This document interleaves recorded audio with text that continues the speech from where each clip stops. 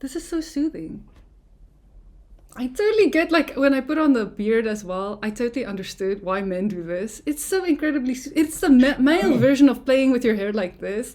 Just, speaking of, now that you mention it, tomorrow is the start of November, or Movember. Movember. So are you saying I should wear the mustache for the whole of Movember and be like, no, it's for Movember? Yeah, I mean, you can. I think I'm gonna do The the police stash. stash. Is that what you're gonna tell your wife? No, I can't shave because it's Movember. We can do some police officer role playing. We said no pornography. That's not pornography. True. What did mom say? There's no chastity in marriage.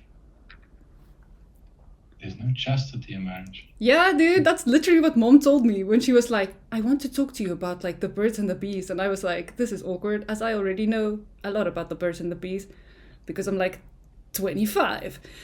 And then she was like, you should know that there's no chastity in marriage. And I was like, okay, mom, thank you, mom. Let's not talk about this ever again. So do you Okay. want to talk about no chastity in marriage? No, No. not really. What do you want to talk about? Here's a good question to start with. Okay.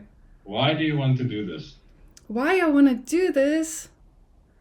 Because I Not have... like why, like not in the sense of like why do you want to do that? Like more like what's behind it? Oh my What's God. the idea? I want to live, Fuji. I want to live. Like that good Charlotte song. Sorry? Exactly. I just Yeah. want to live. No, like, the number one thing I've heard from every single human who doesn't hate me is like, I love your vibe. And then I thought, okay, cool. If people just love my vibe and I have no other skills or abilities, then somehow I can bring my vibe, like, in a different way. Share your vibe with other people. Yeah, just vibe. Give some, maybe someone's like alone at home and bored, or they want to watch something like feel good that's not like too serious. Because I also thought like, okay, but like if I do Okay. YouTube, then I should take like a topic that actually like helps people. And then I was like, yeah, but I'm like a nobody and an idiot. So, but I have vibes. So I'm like, let me just see if I can make people vibe. I'm wondering how much of your life is determined by By vibes. So much of by my life is just no, vibes. by the sickness. Ooh. Brr. You know what? Honestly, I think when I got the diagnosis, it was more the idea that like the doctor was like, you have 2 years to live. That really opened my eyes. Not the diagnosis itself, just this idea of like my whole plan will now be reduced to 2 years. And I just went, okay, I can do one of two things. Either I can like cry about my situation, I can like stay at home and be very sad, or I can like just for the 2 years that I have just live the life out of it. And like not be a downer. And that's what I did. So I don't It think also seems like it made you more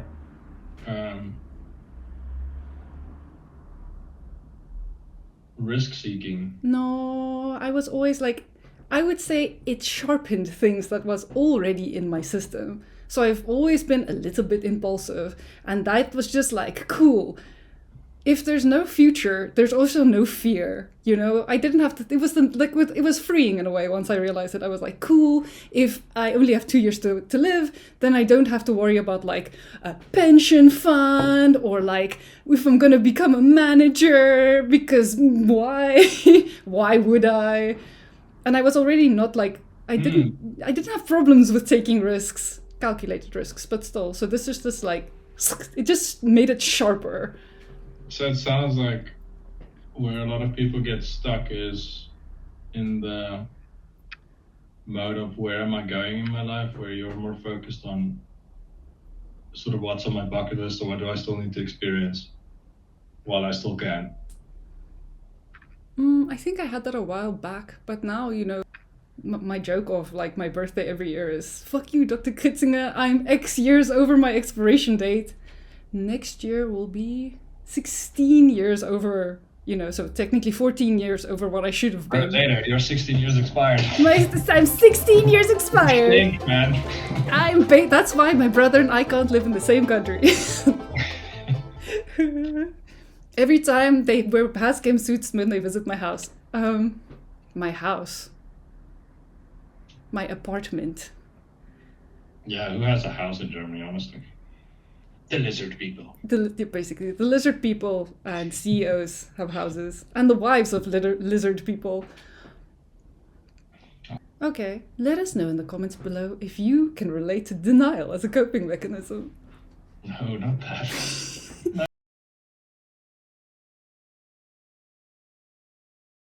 This is life. This is life. I would say the sickness helped me realize, like, how amazing a lot of things in life are. It's also why I have this weird perspective of like, let me seek the good things. Because I am acutely aware of the bad things, especially now that I have to do the eye thing. I go back to like, oh my god, I can see this close to my face. It's amazing. Yeah. And then I look out and everything is double and I'm like, oh no, let's focus here. How's it been lately? Same. No difference. But I can still see to hear, so... Sometimes now, when I work, it gets a little bit, like, glossy, but... Then I stand up, and I hop up and down, and I hit my head, and I'm like, come on! Then I listen to David Goggins! Okay, none of that is true, but I do stand up and I'm like, okay, break time. And then I come back and sit down. Nice. Yes. So I have to say something about the combination of being South African and our dad and this MS has led to a very interesting and constructive way of living my life. And Yes, the coping mechanism of humor. Yeah. The best coping mechanism. Let's sprinkle some humor on that shit. You want to feel bad? We don't have to. We can go into denial. I think that might be something that people can relate to. Okay, let us know in the comments below if you can relate to denial as a coping mechanism. No, not that. No, I mean your journey, as dealing with MS and yeah. How it Let's see affects what life, happens. positive and negative. There are positive things. I mean,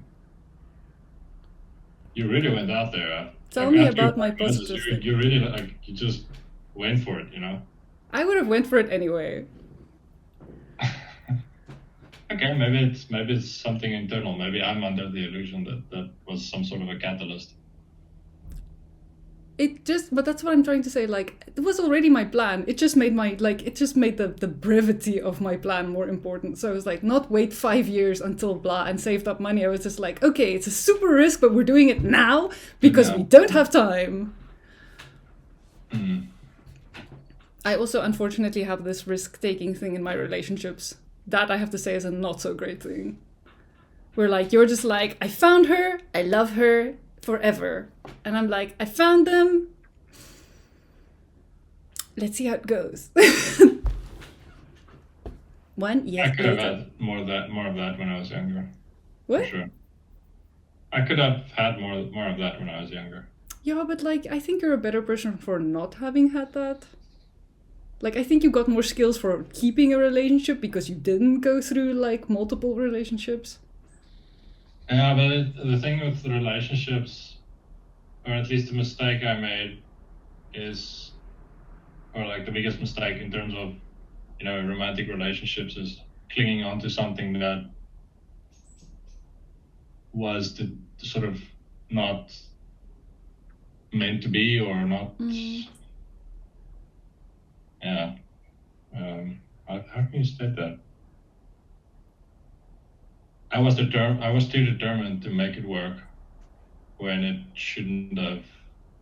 Like the signs were, I was surrounded by signs, but then I kept being determined. But I mean, how could you know? What if you were right and you were supposed to be determined? Yeah, but I mean, that's the thing, is that if you feel like that, then love is blind. And deaf. You don't see the things around you. You're kind of like, you stay in the relationship because you're committed to it, and the commitment outshines everything else. Then there's a lot of there's a lot of things that we learn from relationships, right? It's not the only thing I learned. Oh, 100%.